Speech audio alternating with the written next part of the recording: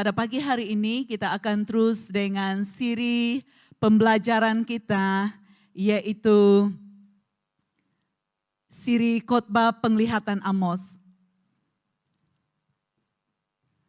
Ya, seperti yang kamu lihat di belakang ataupun di depan kamu, tema kita pada hari ini adalah masa penghakiman sudah dekat. Ya, masa penghakiman sudah dekat. Nah, kalau kita melihat di dalam firman Tuhan, di dalam Amos 8 ayat yang pertama sampai ayat yang ketiga, ya di sini dinyatakan tentang bakul buah-buahan, bakul buah-buahan.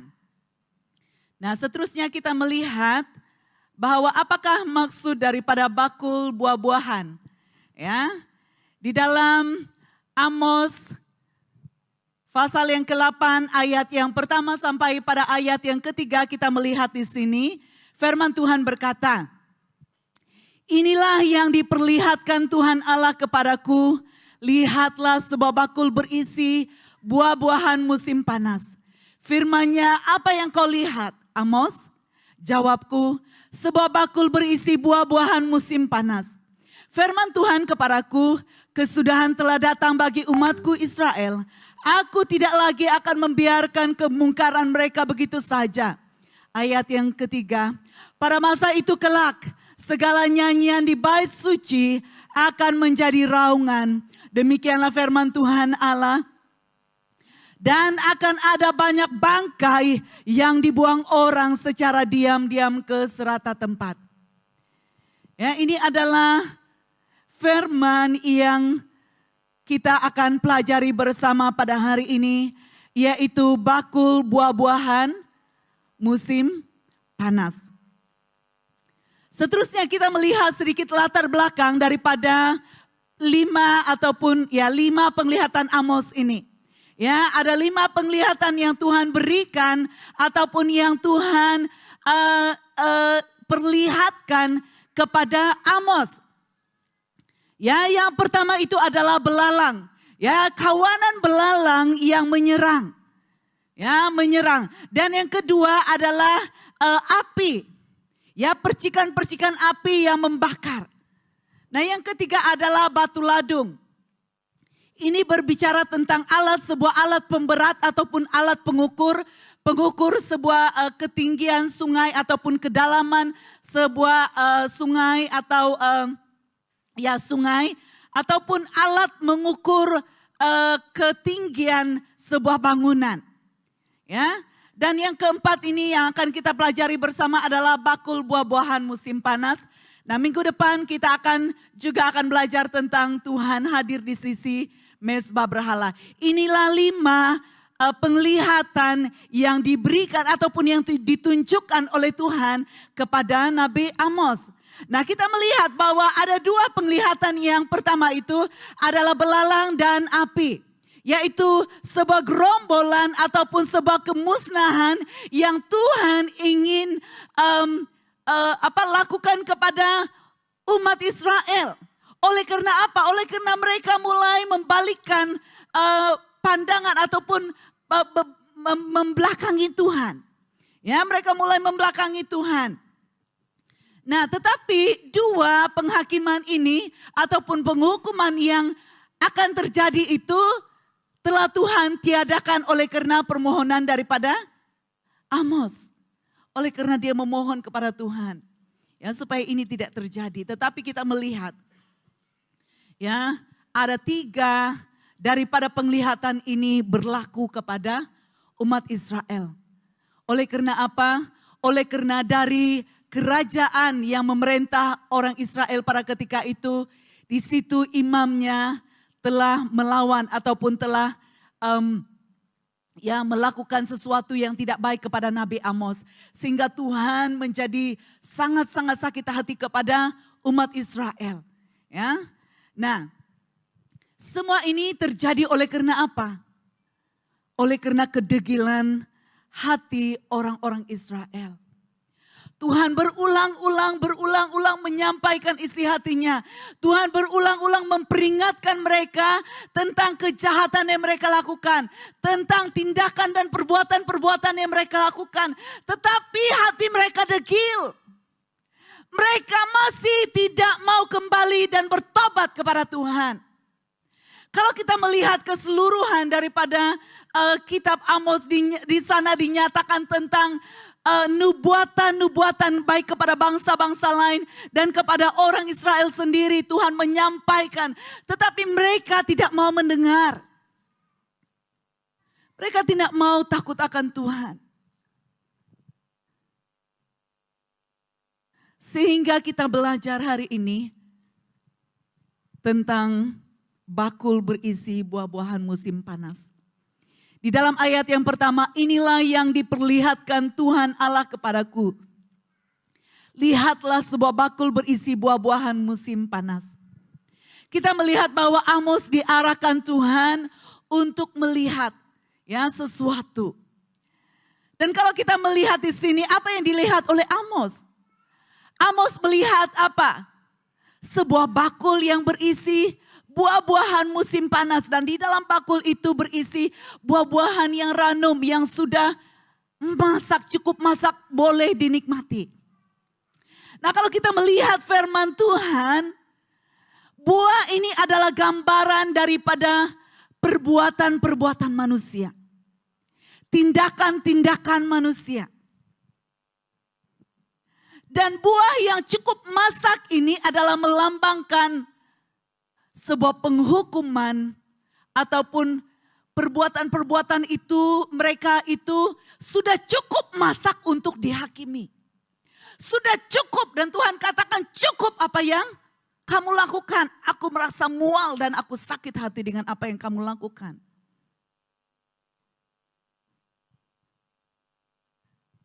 Ketika Tuhan mengatakan sedemikian, Dia siap untuk mendatangkan penghukuman.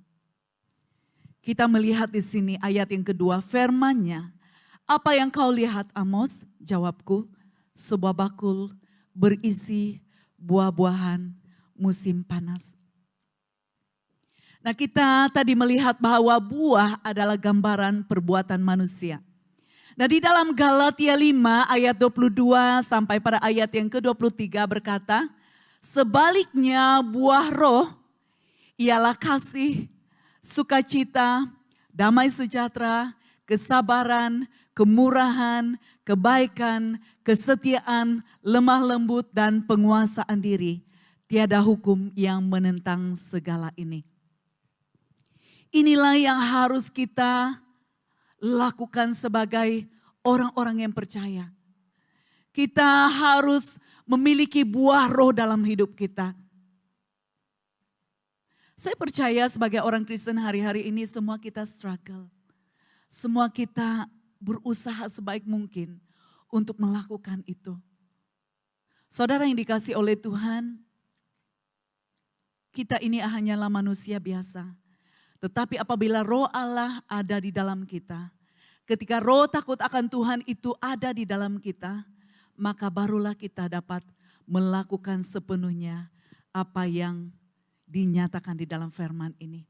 Itu sebabnya kita memerlukan Roh Kudus dalam hidup kita. Kita tidak boleh bergerak sendiri. Kita tidak boleh melakukan semua ini yang tercatat sebagai buah roh ini dengan kekuatan manusia. Banyak orang berusaha untuk melakukan kebaikan. Dan Rasul Paulus berkata, ketika aku mau melakukan kebaikan, kejahatan pula yang kulakukan. Di dalam diri manusia itu ada sesuatu yang bertentangan. Ada sesuatu yang berlawanan di dalam kita. Ada sesuatu yang coba untuk berusaha membuat kita melakukan kejahatan berbanding dengan kebaikan. Itu sebabnya kita perlukan Roh Kudus dalam hidup kita. Kalau kita tidak mengandalkan Roh Kudus, maka sangat mustahil untuk kita mengerjakan buah roh ini. Even untuk mengasihi. Mengasihi seseorang yang telah melukakan kita. Itu bukanlah perkara yang mudah. Itu bukanlah perkara yang mudah kalau bukan Roh Kudus memberikan kekuatan di dalam kita.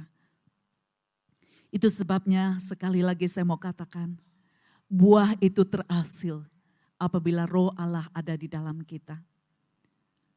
Yang seterusnya, di dalam Matius 12 ayat 33 hingga ayat yang ke-35 berkata, jika kamu ingin mendapat buah yang baik, kamu harus mempunyai pokok yang baik.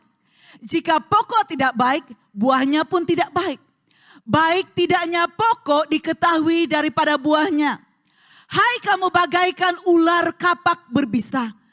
Bagaimana kamu dapat bertuturkan perkara yang baik sedangkan dirimu jahat? Yang diluapkan mulut meluap daripada hati. Orang yang baik membuahkan hal-hal baik daripada hazanah simpanannya karena hatinya penuh kebaikan. Orang yang jahat membuahkan hal-hal jahat karena hatinya penuh kejahatan. Hidup kita ini digambarkan pokok oleh firman Tuhan. Kalau pokok kehidupan kita ini baik, maka apa yang keluar dari mulut kita itu juga adalah perkataan-perkataan yang baik. Tetapi kalau seseorang yang kita temui memperkatakan perkataan-perkataan yang tidak baik dan menganggap dirinya baik, itu bukanlah orang yang baik. Firman Tuhan sangat-sangat jelas berkata, pokok yang baik mengeluarkan apa yang baik. Amin. Buah yang baik itu keluar dari kehidupan seorang yang hidup di dalam kebenaran. Kita sebagai anak-anak Tuhan haruslah belajar untuk mengaplikasikan kebenaran itu di dalam hidup kita. Karena kita ini adalah pokok-pokok yang di taman Tuhan yang menghasilkan apa? Buah yang baik. Buah kebenaran. Buah yang boleh dinikmati oleh orang di persekitaran kita. Firman Tuhan berkata juga di bagian yang lain, bahwa setiap kata-kata yang keluar dari perkataan bibir mulut kita itu, kita akan bertanggung jawab pada masa kedatangan Tuhan. Oleh itu mari kita belajar, termasuk saya sendiri. Kita belajar melatih diri kita untuk berkata yang baik. Kita belajar untuk melatih diri kita untuk menjadi pokok yang baik. Supaya hidup kita itu boleh menghasilkan kebenaran. Dan dapat dinikmati oleh orang lain. Hazanah kita ini biarlah kita minta Roh Kudus bersihkan setiap hari. Saya secara pribadi juga berdoa. Kalau saya melakukan suatu hal yang melanggar perintah Tuhan, saya akan rasa sangat-sangat bersalah. Dan kalau saya tidak bertobat daripada hal itu, saya merasa doa saya tidak didengar.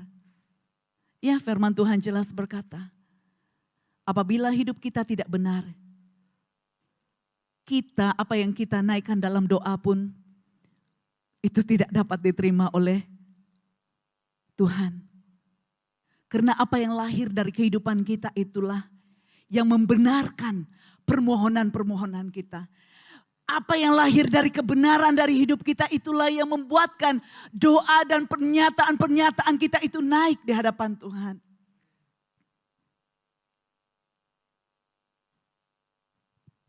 Mari kita belajar membuat hazanah ini.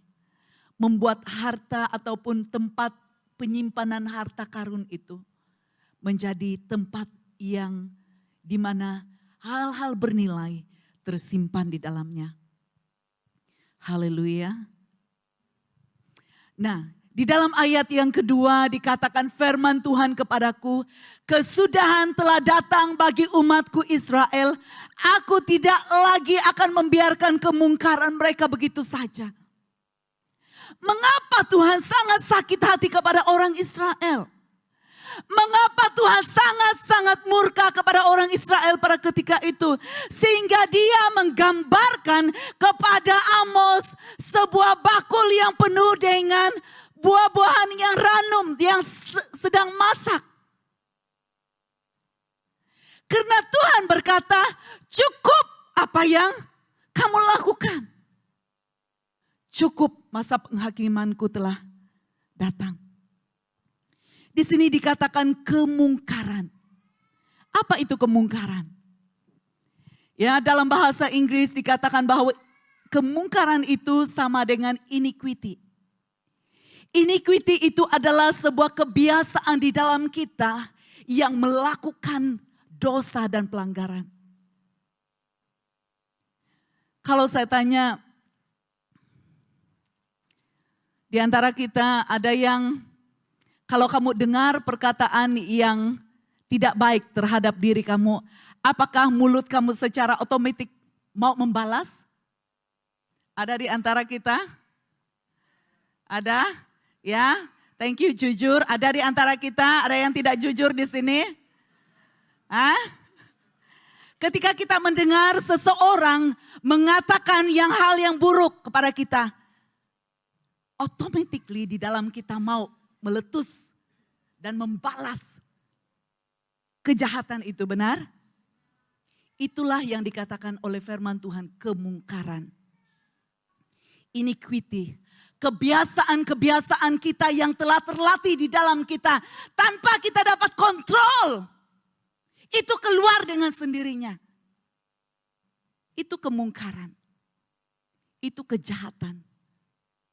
Ternyata di dalam kita belum bersih. Mari kita belajar, termasuk saya sendiri, supaya tidak meresponi hal-hal yang terjadi di sekitar kita dengan cara yang salah, tetapi hidup melakukan kebenaran. Iniquity ini adalah sesuatu kehidupan yang lawlessness, yang tidak ada peraturan, yang menganggap bahwa hidupnya saya boleh melakukan apa yang saya mau. Apa yang saya rasa saya boleh lampiaskan saja.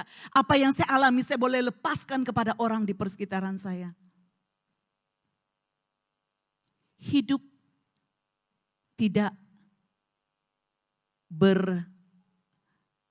ada peraturan ataupun tidak mengikut peraturan yang benar ataupun tidak mengikut kebenaran firman Tuhan. Itulah kemungkaran yang menyebabkan ya orang-orang Israel.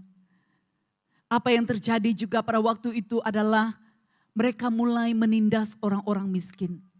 Mereka tidak memperhatikan orang-orang miskin.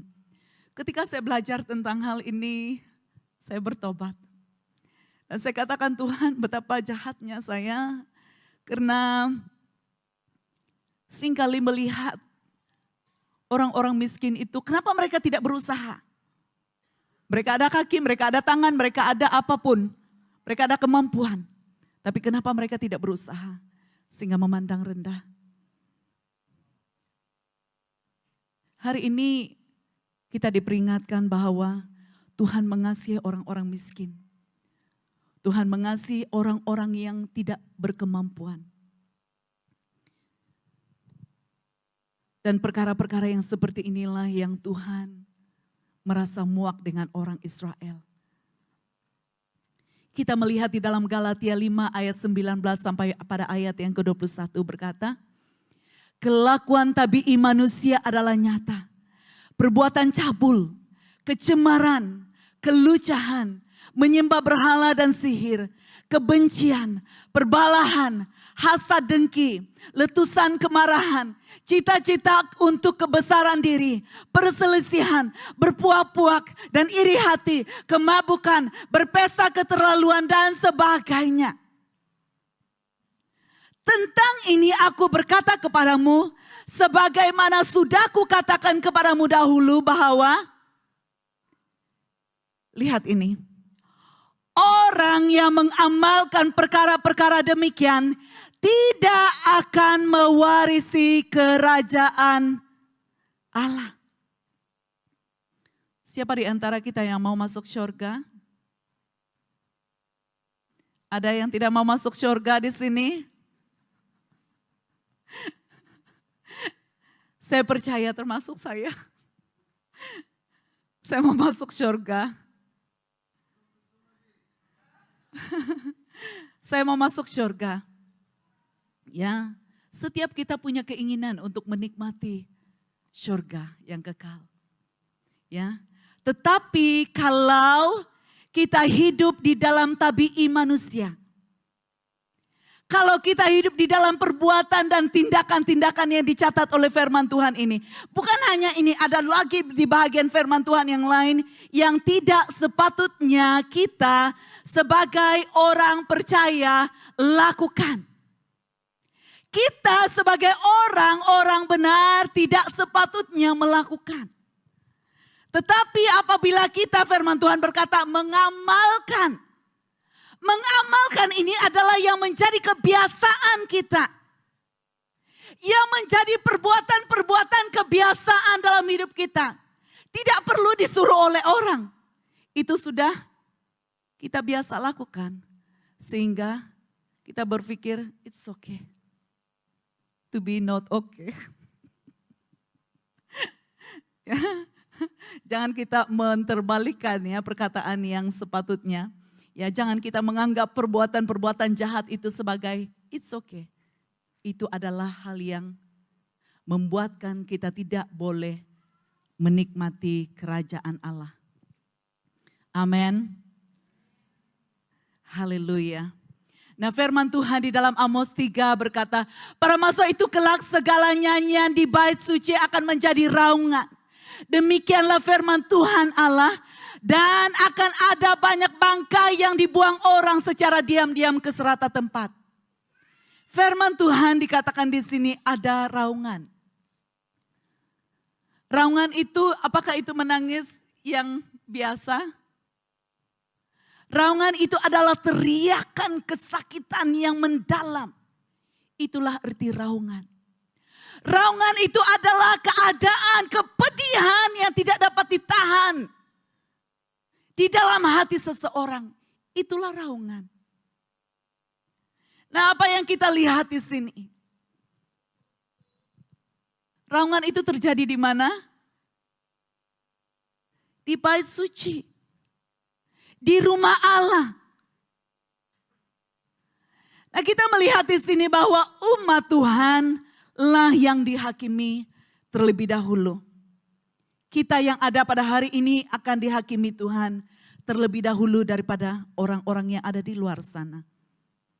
Sebab orang-orang yang ada di luar sana sudah ada upah mereka tersendiri.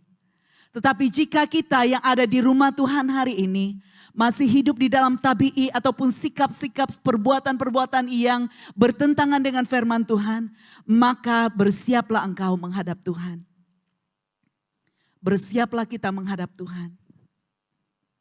Di dalam bagian firman Tuhan ini, di dalam ayat yang ketiga ini dikatakan, dan akan ada banyak bangkai yang dibuang orang secara diam-diam ke serata tempat.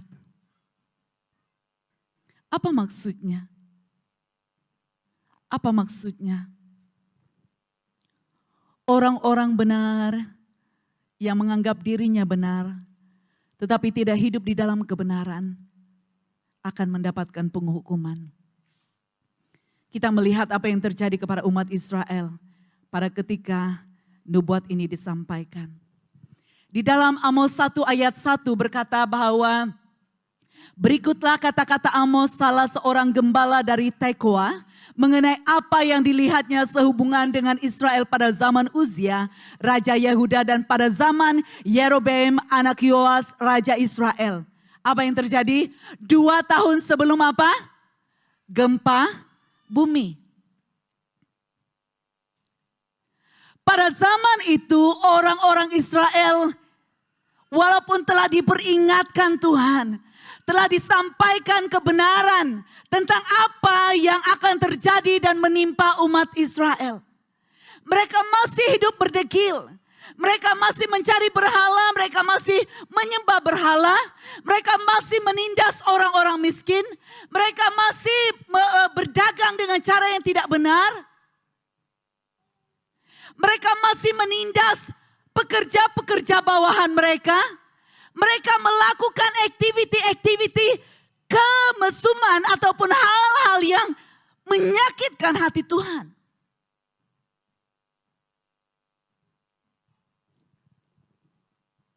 Dua tahun setelah nubuat itu disampaikan, terjadi sebuah gempa bumi yang sangat dahsyat terjadi kepada di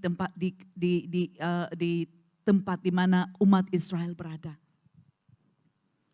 Kalau kita melihat ya, bukan hanya sebuah gempa bumi terjadi, tetapi keadaan alam ketika itu menjadi gelap. Tuhan ingin menyatakan kepada mereka, kejadian ini terjadi bukan karena sebuah musibah semula jadi. Ya, terjadi perubahan di dalam tanah dan menyebabkan gempa bumi dan sebagainya. Tetapi itu adalah sebuah penghukuman Tuhan. Sebuah penghukuman Tuhan. Dan itu yang dikatakan oleh firman Tuhan, mengapa di bait suci orang meraung. Orang menangis. Dan mereka berpakaian kain perkabungan. Itu adalah karena pelanggaran-pelanggaran mereka, dosa-dosa yang mereka lakukan. Di dalam 1 Petrus 4 ayat 17 hingga 18 berkata, sudah tiba masanya penghakiman dimulai dan pertama-tama dihakimi ialah umat Allah sendiri. Jika penghakiman itu dimulai dengan kita, bagaimanakah kesudahnya orang yang tidak mentaati Injil daripada Allah? Dan jika orang benar pun sukar diselamatkan, apa jadinya orang yang ingkar dan yang berdosa? Kalau kita yang ada di rumah Tuhan ini sudah susah untuk diselamatkan, hanya mungkin di row yang sebelah sana hanya mungkin 2 atau 3 orang, di sini 4 atau 3 orang, di sini mungkin 1 orang, di sini mungkin 1 atau 2 orang. Karena semua yang dinilai oleh Tuhan itu adalah apa yang terkandung di dalam hati kita. Apa yang terkandung di dalam hati kita. Kita melihat keadaan sekeliling kita hari-hari ini. Ya, kita melihat perang yang terjadi antara Ukraina dan juga Rusia.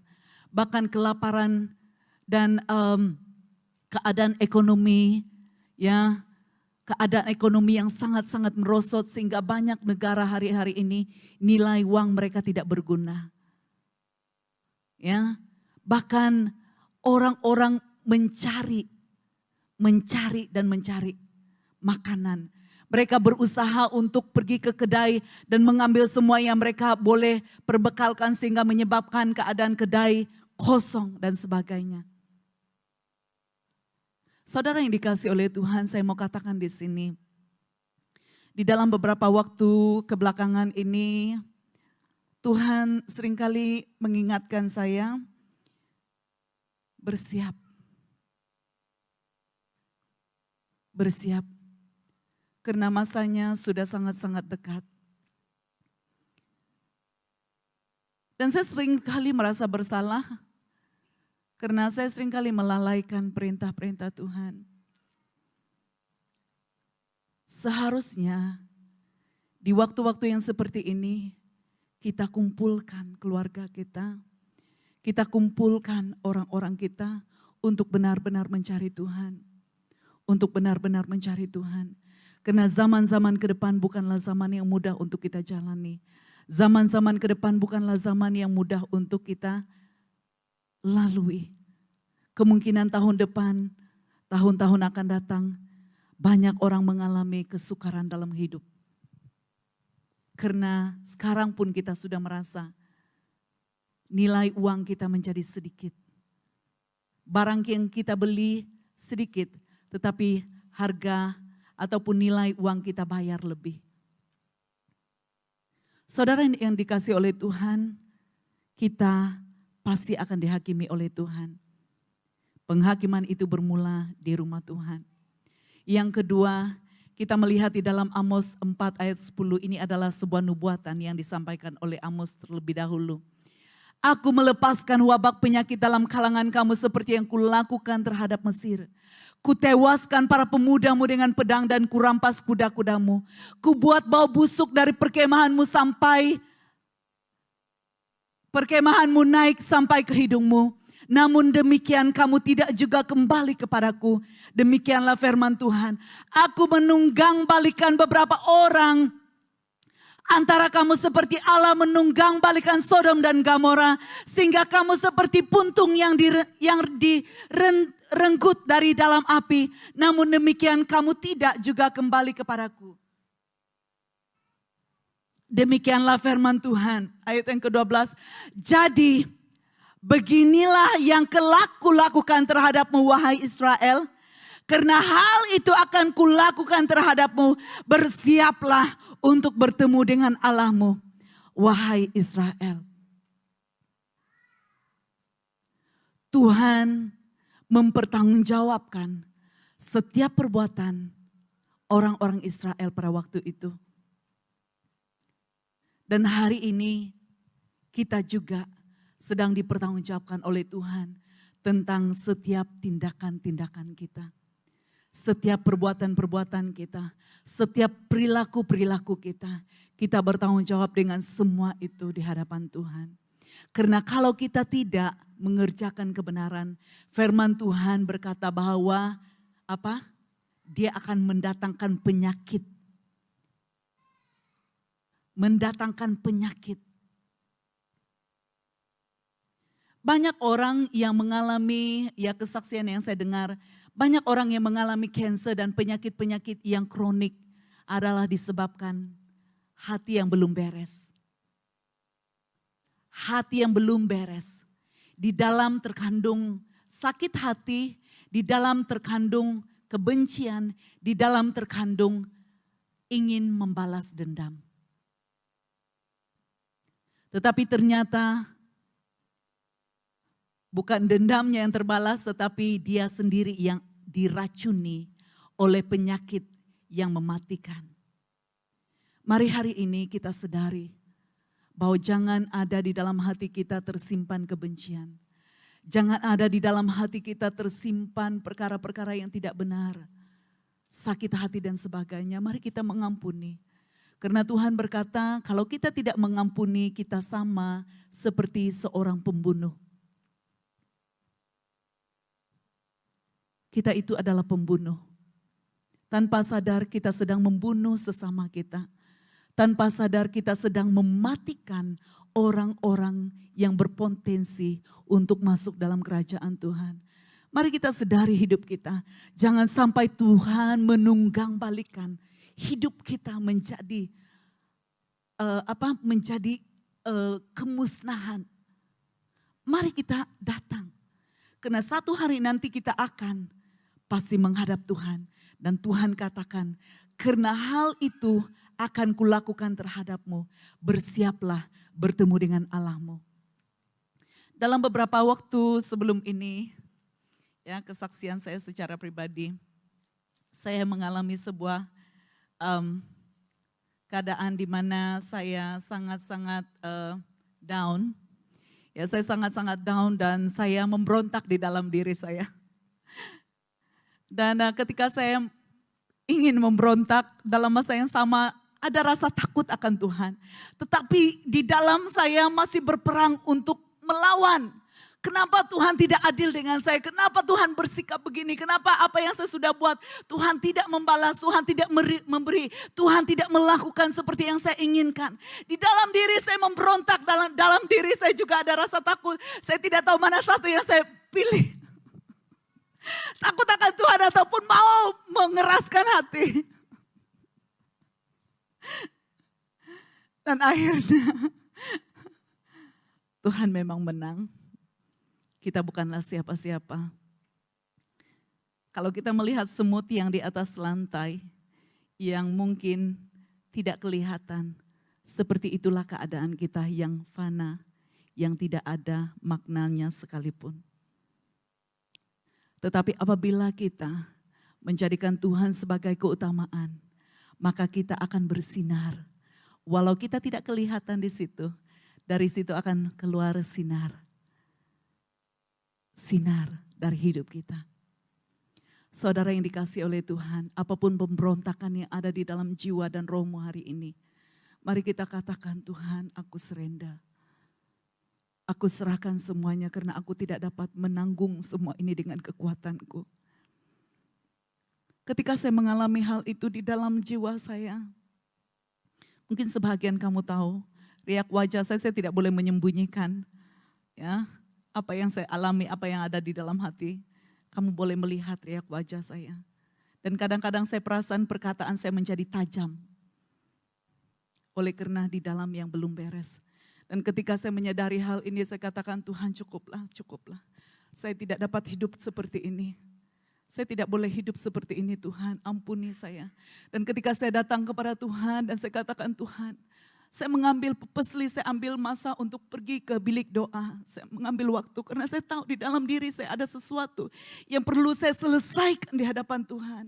Di dalam jiwa saya ada sesuatu yang berperang melawan saya, melawan roh Tuhan yang ada di dalam saya.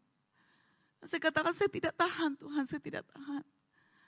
Saya pergi ke bilik doa, di situ saya meraung dan meraung. Saya katakan, ampuni, ampuni Tuhan, ampuni. Saya orang yang bodoh. Saya orang yang bodoh. Saya tidak sadar bahwa saya ini tidak ada maknanya sekalipun.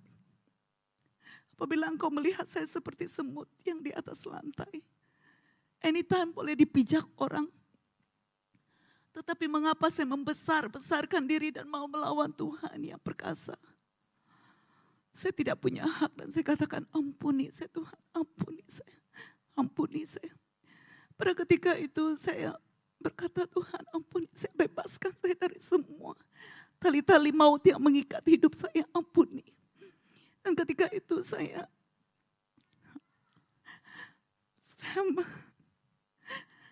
merasakan Tuhan mendatangi saya dengan senyum.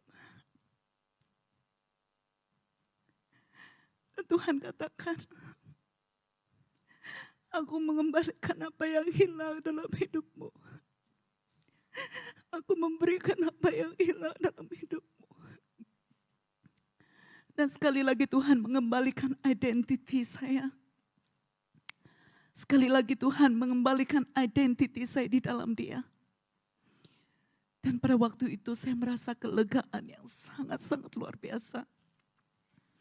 Saya merasakan sebuah kelegaan yang sangat-sangat luar biasa. Yang tidak boleh digambarkan oleh saya sendiri. Saya mulai tertawa di dalam hadirat Tuhan. Saya mulai merasakan sesuatu yang berbeza di dalam hati saya. Saya mulai merasakan sebuah damai yang baru. Saudara yang dikasihi oleh Tuhan, selagi kita bermusuh dengan Tuhan, selagi kita menyimpan sesuatu yang tidak benar di dalam diri kita, kita itu sedang bermusuh dengan Tuhan. Kita itu sedang bermusuh dengan Tuhan. Kita tidak ada hak sekalipun untuk melawan Tuhan. Dimanapun engkau berada hari ini, saudara yang dikasihi oleh Tuhan, yang ada di rumah dimanapun engkau, mari sadari, kita ini tidak ada gunanya. Tetapi ketika kita kembali kepada Tuhan, maka kita menjadi mutiara-mutiara yang sangat bernilai. Maka disitulah nilai kita ditemui. Maka disitulah nilai hidup kita ditemukan. Kita menjadi alat yang dipakai untuk memuliakan Tuhan. Amin. Firman Tuhan yang terakhir, saya ingin bawa kita di sini berkata bahwa Yoel 3 ayat yang pertama sampai pada ayat yang ke-14 berkata, ayunkanlah sabit karena tuayan sudah masak. Mari mengiriklah karena tempat pemerasan anggur sudah penuh. Tempat-tempat pemerasan anggur kelimpahan. Karena besarnya kejahatan mereka. Begitu ramainya. Ramai sekali orang di lembah penentuan. Hari Tuhan sudah dekat di lembah penentuan. Saudara yang dikasihi oleh Tuhan. Kita ini sedang berada di lembah penentuan. Mari para worshiper. Kita ini sedang berada di lembah penentuan. Kalau kita ini menganggap bahwa masih jauh hari Tuhan, saudara yang dikasihi oleh Tuhan, terlalu banyak tanda yang sudah dinyatakan. Dan beberapa hamba Tuhan yang juga menyampaikan nubuatan, beberapa penglihatan yang mereka nyatakan bahwa kita ini sedang berada pada meterai yang ke-6. Ada 7 meterai yang pernah saya khotbahkan sebelum ini. Kita ini sedang bergancak pada meterai yang ke-6. Sekejap lagi dan anytime from now, masa penghakiman ataupun masa perbezaan di antara orang benar dan orang yang hidup di dalam dosa itu akan berlaku. Di mana anytime from now, masa pengangkatan akan berlaku. Mari hari ini kita sadari bahwa hari Tuhan itu sudah dekat. Mari saya ajak kita semua bangkit berdiri. Kita mau menghadap Tuhan pada pagi hari ini. Kita mau berkata kepada Tuhan, Engkau lihat hidupku Tuhan. Apakah di dalam hazanah hatiku ini terkandung kejahatan ataupun terkandung harta benda yang bernilai?